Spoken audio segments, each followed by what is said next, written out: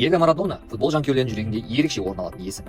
Бірақ бір қала бар, онда оның есімі ерекше маңызға ие. Ол Италияның Неаполь қаласы. 1984 жылы Марадона Барселонадан Наполи клубына ауысқанда, ол бұрын ешқашан Италия чемпионатын жеңбеген клубқа келді.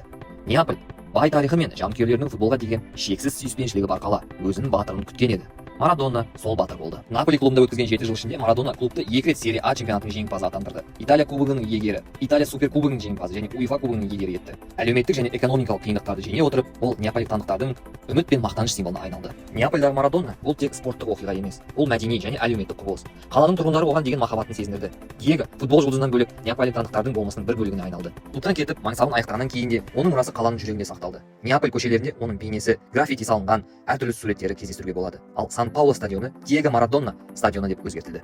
Марадона мен Неаполь бұл бір адамның тұтас қаланы қалай өзгерте алатыны, оған үміт пен мақтаныш сыйлай алатыны туралы хикая. Бұл ғасырлар бойы өмір сүретін тарих.